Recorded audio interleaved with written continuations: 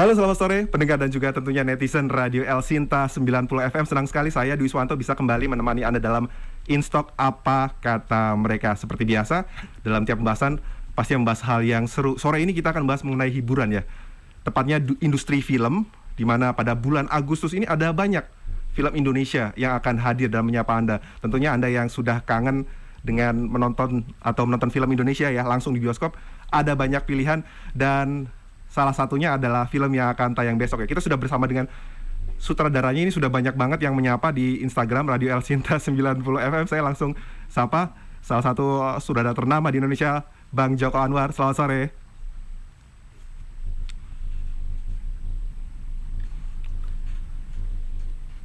Halo Bang Joko.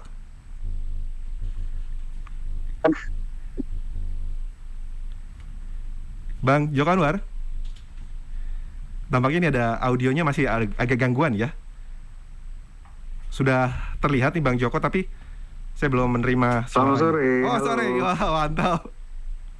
Ya, Bang Joko terima kasih telah meluangkan waktu. Ini pasti sibuk banget karena filmnya akan mulai tayang besok ya.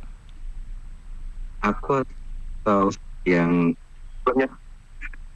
Ya, halo. Ya. Ya. Halo, iya, sekarang aku bisa dengar. Oh, siap, mantap. Ya, sudah jelas. Terima kasih Bang Joko telah menyempatkan waktunya nih di tengah promosinya, tentu tengah melakukan perjalanan untuk melakukan promosi-promosi filmnya yang akan tayang besok. Ini udah banyak banget komentarnya di Instagram yang nggak sabar untuk nonton besok nih. Bang Joko, di bulan ini ada banyak banget film Indonesia ya yang akan tayang. Dan yang akan menggebrak pertama nih filmnya Bang Joko Anwar. Apakah bisa dibilang ini adalah momentum kebangkitan industri film Indonesia? Bisa dibilang begitu ya, karena memang ketika kita berhenti saat pandemi tahun 2020 tuh film Indonesia sedang disayang-sayangnya oleh publik ya. Tahun 2019 kita berhasil menjual lebih dari 52 juta tiket untuk film Indonesia saja, dan bisa dibilang kepercayaan publik pada saat itu berada di tingkat yang paling tinggi.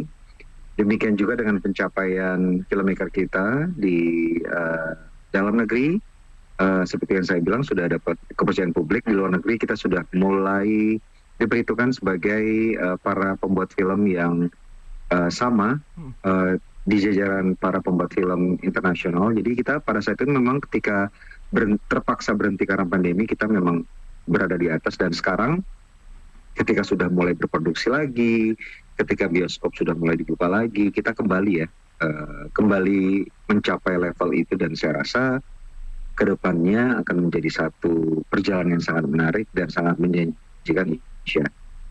Sudah dinanti besok.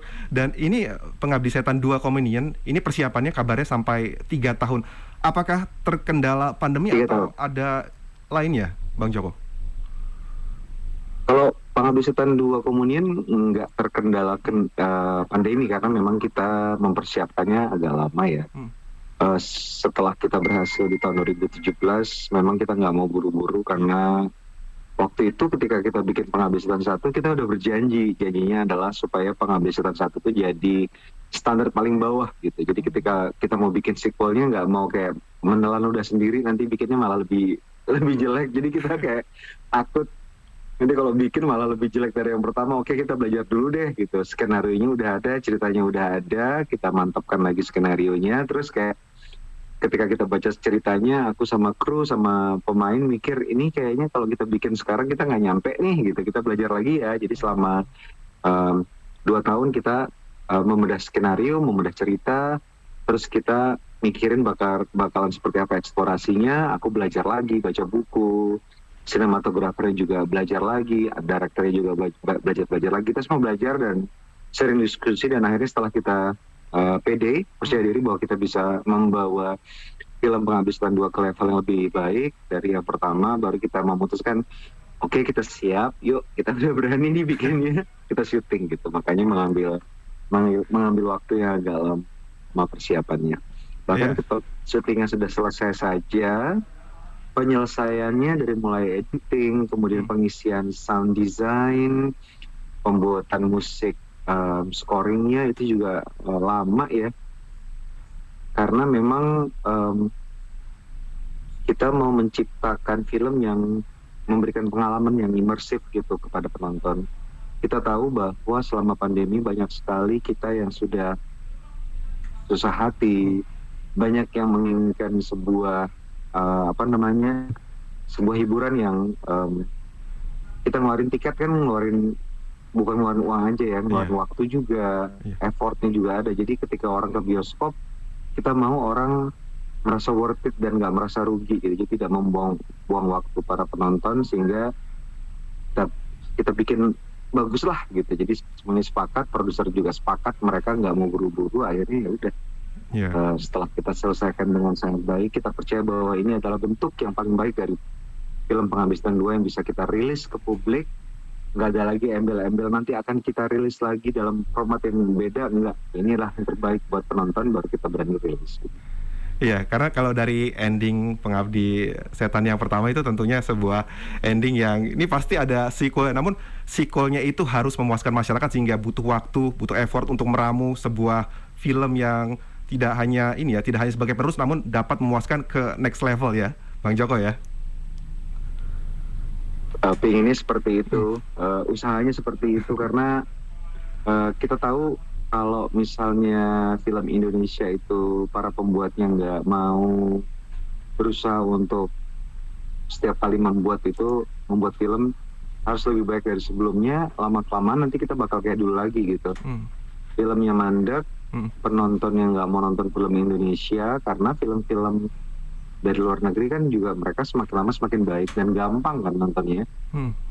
Banjir informasi film itu bukan saja dari bioskop, itu gampang untuk diakses dari platform lain yang sekarang orang bisa nonton sekali bayar, nontonnya udah ratusan bahkan ribuan film secara gratis. Kalau misalnya film Indonesia tidak bisa mengikuti perkembangan dari film-film yang ditawarkan dari luar, kita akan mandek lagi, industrinya akan berhenti dan kita akan hanya jadi penonton aja. Padahal kita adalah sebuah bangsa yang penduduknya banyak ya, 270 juta. Kalau misalnya kita cuma hanya jadi penonton, kayaknya sayang. Kita juga harus jadi pembuat, sehingga karya-karya kita juga bisa jadi yang diperhitungkan di luar sana gitu. Iya, sebagai pembuat dan juga untuk film ini sebagai film pertama yang menggunakan teknologi IMAX ini, apakah ini memang pengen yang pertama atau ingin istilah film ini benar-benar teknologi terkini, paling kualitas gambarnya bagus, audionya bagus, Bang Joko? Ya, seperti yang aku bilang tadi, kalau misalnya aku sama tim, sama produser aku, kalau misalnya bikin film kan pengennya apalagi yang baru yang bisa kita lakukan ya, secara teknis, secara storytelling.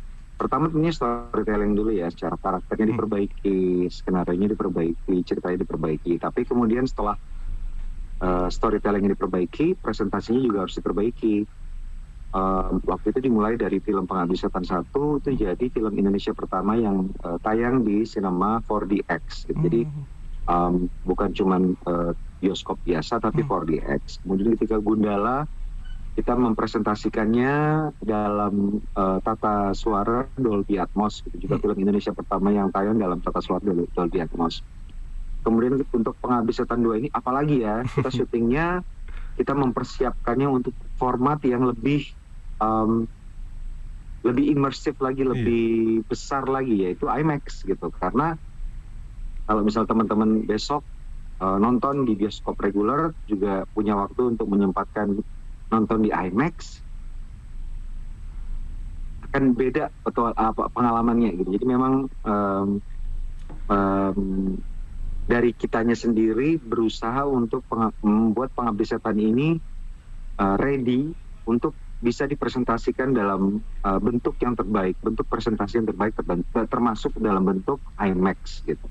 Karena IMAX ini kan bukan karena kita bikin film, kita bikin tayang di IMAX, serta-merta bisa ditayangkan di IMAX. Jadi tergantung filmnya diterima apa enggak sama IMAX Corporation gitu. Jadi ketika kita bikin film Penghabis Setan 2 ini, kita sih kepingin di IMAX, tapi kan belum tentu bisa tayang di IMAX. Kemudian ketika orang IMAX datang dari Los Angeles untuk berdiskusi, mereka minta kita kirim filmnya ke Los Angeles, dan ternyata setelah mereka ada lakukan assessment, terus mereka bilang ternyata ini filmnya bagus dan layak untuk masuk IMAX. Mereka lakukan proses IMAX, mereka optimalisasi filmnya untuk IMAX, digital remaster and everything, suaranya juga dioptimalisasi yang tadinya jadi dari format Dolby menjadi format IMAX, dan akhirnya tayang di IMAX. Ini membuktikan bahwa filmmaker Indonesia, kru-kru Indonesia juga bisa membuat film dengan level yang sudah setara dengan film-film maker dari dunia manapun, dari negara manapun di dunia. Ya, semoga pembuat film lain bisa menyusul segera ya, tayang di IMAX. Ya, ini bukannya mau minta bocoran mengenai cerita, tapi dari beberapa review yang sudah ada, secara singkat menyebut lebih seram dari sebelumnya. Mungkin Bang Joko sendiri bisa ngasih sedikit aja apa yang ditawarkan untuk penggemar horor.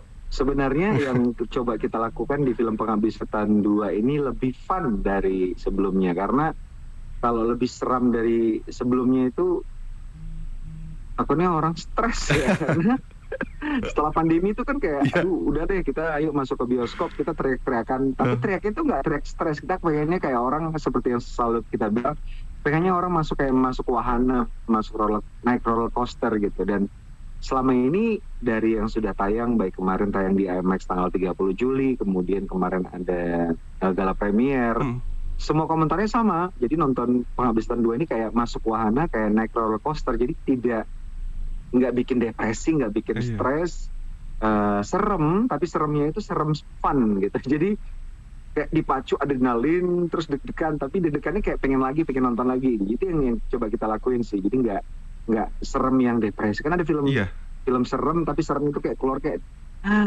lemesnya kayak gitu, kayak malas hidup setelah itu gitu. Tapi enggak sih, kalau Pengabdi Setan 2 itu pengennya kita lebih fun, kita bikinnya bisa dinikmati dan bisa dibawa untuk senang-senang dalam bioskop gitu. Ya, dan memang itulah yang dibutuhkan masyarakat saat ini ya, sebuah hiburan ya yang bisa menghibur hati mereka di situasi kondisi yang tidak menentu ini, Bang Jokan ya. Iya. Iya, Bang Jokan selain ngegarap, ya silakan. Ya. Dan memang film Pengabdi Setan ini akan lebih asik kalau misalnya ditonton bareng-bareng temen.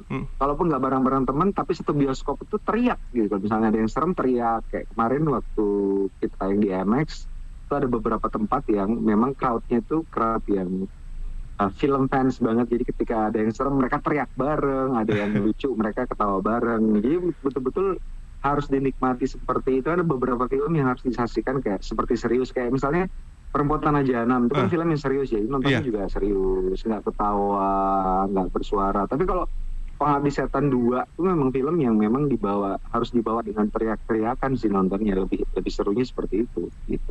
Horor tapi bisa dinikmati ya, bisa enjoy kita ya, menikmati. Besok semua orang bisa teriak bareng. Bisa menikmati kengerian bersama. Ya, Bung Joko di Oping bilang kemarin dia dapat crowd yang seru. Oke. Ya, Bung Joko, mungkin terakhir ada pesan untuk masyarakat juga ya. Mungkin yang nggak kebagian nonton besok, mungkin ada pesannya, Bang Joko. Beli tiket sekarang. Tiket presale-nya tinggal sekarang itu dibuka ratusan layar lagi, karena yang dijual kemarin itu udah penuh. Sekarang hari ini dibuka ratusan layar seluruh Indonesia. Jadi ada banyak sekali bioskop yang masih ada kursi-kursi favorit kalian. Jadi harus beli sekarang sih, biar besok bisa enak nontonnya rame-rame. Itu sih pesannya.